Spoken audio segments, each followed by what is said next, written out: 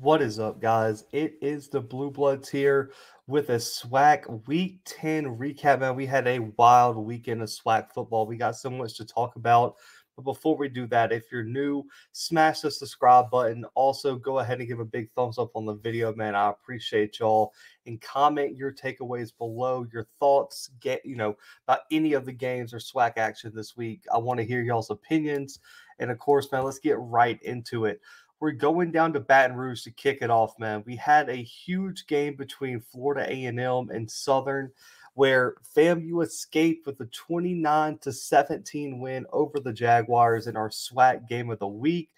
And, man, it was an interesting game. We'll get to that. But first, it kept Florida A&M's SWAC championship hopes alive. They have to win out and hope Jackson State catches an L somewhere. But this really eliminates Southern from any potential SWAC championship contention. And it's probably going to go down as a season of what ifs for the Jaguars this year. Now, for the Rattlers, they make another defensive statement. We'll get into their defensive performance, but this win was impressive on the road against a team many thought had a lot of upset potential, but they win by double digits, and it's a huge milestone for their FCS playoff resume if that is the case. And on top of that, on the other side, this loss could potentially seal the fate of interim head coach Jason Rollins at Southern. But let's start with the Rattlers this weekend, man. It was a similar strategy that they've used week in and week out, and that's strong defense, solid, consistent rushing attack, and Rashawn McKay working off the run to go make some plays down the field. And when you look at the rushing attack, a solid weekend of 150, but really and truly the star of the show this weekend, I can't believe I'm saying this, was Rashawn McKay. It was one of the most balanced, offensive attacks that we've seen from the Rattlers in multiple weeks now. You had Bonnet doing this thing. Listen, Bishop Bonnet is going to get a lot of votes for the Newcomer of the Year award. And another 100-yard rushing attack, over 6.5 yards per carry for Bonnet. Jalen McLeod finds the end zone, was a consistent rotational piece. But for me, I want to get to McKay. 15 of 26, 230 passing, over 9 yards of completion, 2 passing touchdowns, and no picks. He was really able to take advantage of a weak Southern secondary this weekend and make some plays for the Rattlers to get them a big win on the road. And him and Jamari Shareed at wide receiver have such a real connection. Shareed, 5 catches, 86 yards, and a touchdown. He was averaging over 17 yards per catch.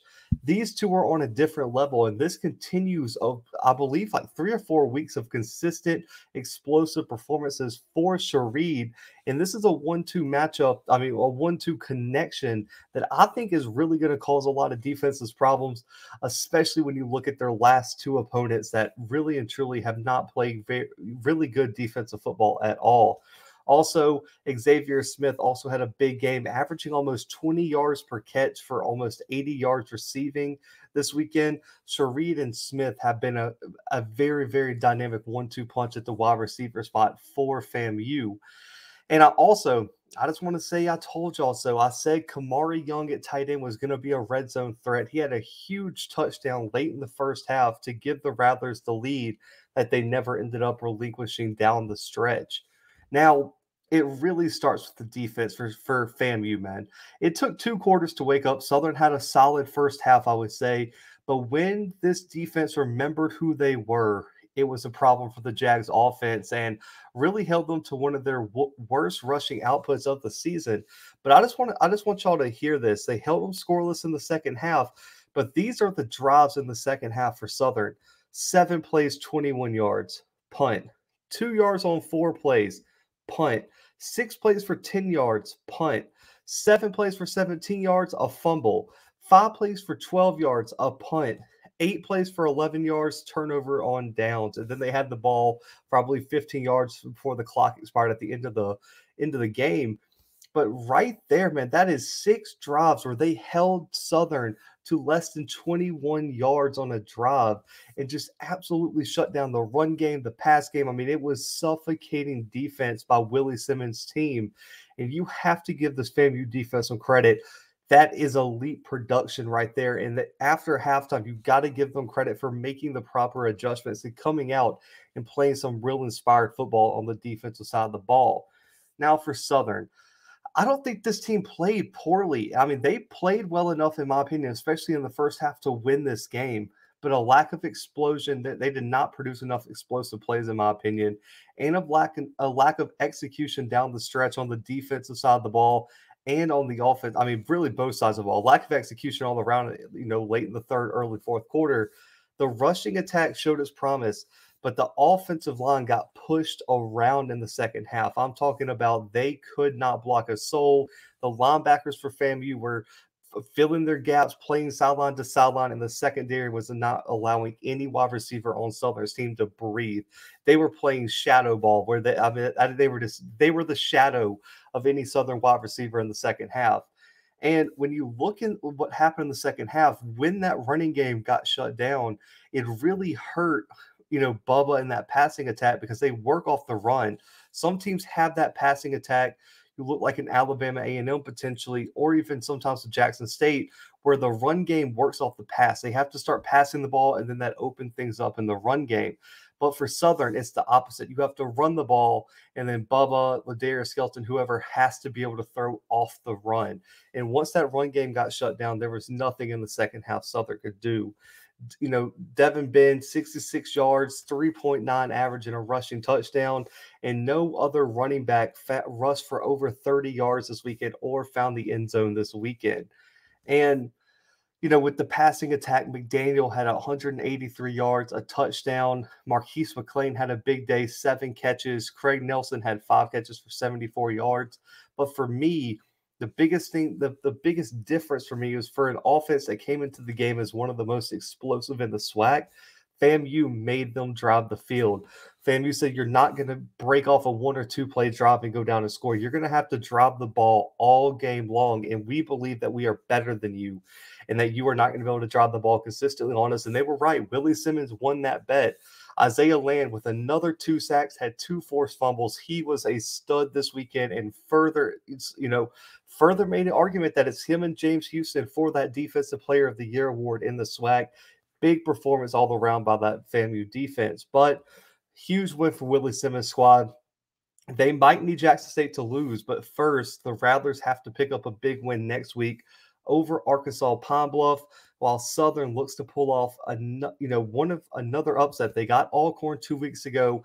They could pull off the upset of the year as Jackson State visits Baton Rouge next weekend. So we'll be covering that right here on this channel as always. But let's get to Jackson State. We got to move to Jackson, as we had a very interesting SWAC matchup here, and Jackson State avoided the upset bid of Texas Southern, 41-21 with a big win, but they used an explosive fourth quarter to pull away from the visiting Tigers from Texas to get one step closer to get clinching a spot in their first SWAC championship game appearance in a long time. Now, this game was tied going into the fourth quarter, guys, and Jackson State outscored Texas Southern 20-0 over the final 15 minutes of the game, and they held Texas Southern's offense to under 40 total yards in that final quarter to come away with the big win. So let's give Thurman and that defense a lot of credit for stepping up in clutch time when they needed to, because they made the plays to win the game. Now, the offense had a huge day, just like I thought on the preview. Texas Southern's defense just couldn't match up, and the Tigers put up almost 530 yards of total offense, 50% of their third downs they converted on, and they showed more balance this weekend that they really have in every other game other than maybe the A&M game. You look at the passing attack, they've continued their explosion under TC Taylor calling the plays, and they've been damn near unstoppable over these past few weeks as numerous wide receiving targets have emerged for them. And you look at Shador Sanders, another 300-yard game, 3 passing touchdowns, no turnovers, while Keith Corbin led the Tigers in receiving, 9 catches for over 100 yards. He really emerged after having, some down weeks, kind of taking that step back to Malachi Wideman. But Keith Corbin was the man this weekend. Wideman, on the other hand, 5 catches, 58 yards, 2 touchdowns. He's becoming a problem.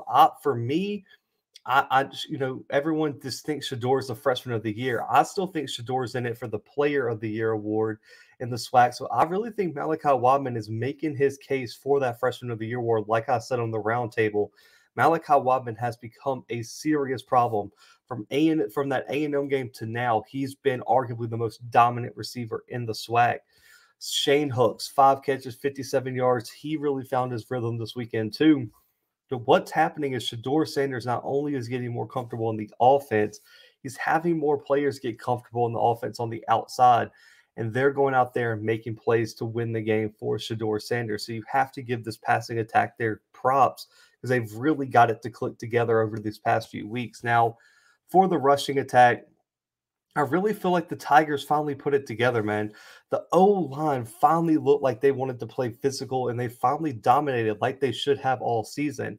Only 1 sack allowed, and they rushed for their second highest yardage total of the season other than A&M. Peyton Pickett emerged with 15 carries, 104 yards, over 7 yards per carry, and 2 touchdowns. J.D. Martin also averaging over 7.5 yards per carry, a touchdown, almost 100 yards rushing. They really went away from what I thought they were at the running back position with Santee Marshall, JD being the rotational piece. Pickett has not been a factor in many, many weeks, and he just kind of emerged and really had an explosive day. I don't think Texas Southern game plan for his size and his burst when he hit the hole, and I was very, very shocked to see Peyton Pickett have the game he did. But as critical as I've been on Jackson State's O-line, I was very impressed with what they did this weekend. This was one of their better performances, and they really stepped up to the occasion. And also, you've got to give the running backs some real praise here. And I really, really like how J.D. Martin's looking. He is so explosive at the running back spot, and I think as you see his touches increase, he really can make an impact at that running back spot for Jackson State. Now, for Texas Southern, what can you say, man? They did what they could. They had chances to win this game, but the execution late in the game, an ill-timed fourth quarter fumble, really ended up being the big difference in this game, along with the offense becoming way too one-dimensional. I want to start with the credit. Texas Southern's rushing game was on point this weekend. They rushed for a season high against this Jackson State team, who coming into the weekend had not allowed over 150 yards rushing, and they went up for over 200 on Jackson State. It starts with Ladarius Owens, who was a problem for Jackson State's defense. 23 carries, 198 yards, over 8.5 yards per carry. Andrew Body got loose outside the pocket at times for 40 yards rushing. You have to give Texas Southern's offensive line some credit in terms of run blocking.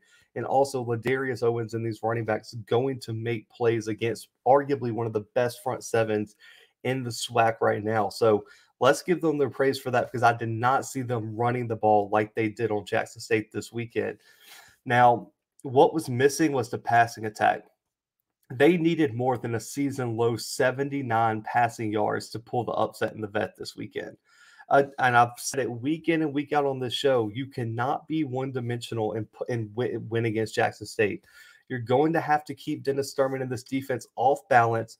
You're going to have to be dynamic in your play calling and your execution, and they could not do that this weekend.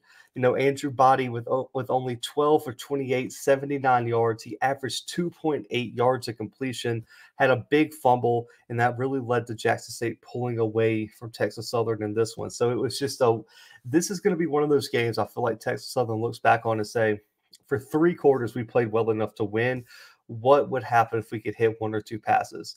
There were too many missed opportunities in the passing game, and the rushing game could only carry you so far because Jackson State was able to load the box and really take away the threat of any rushing attack, and Andrew Body just was not able to get things going through the air. Give Jackson State secondary some props for locking up the wide receivers, and that front seven is just disgusting, man, and they are getting pressure on everyone. James Houston had another giant game, one of the biggest performers of the weekend, and so you've got to give Jackson State some credit there in terms of shutting down this explosive passing game for Texas Southern. Now, Jackson State looks to clinch their division next weekend when they travel to Baton Rouge to take on Southern, while Texas Southern looks to rebound in a very, very important game against Alabama A&M next weekend as they head back to Texas to host Alabama A&M. Now, the other game I really want to talk about was Bethune Cookman getting their first win of the season of 2021 with a 35-31 upset over Alcorn.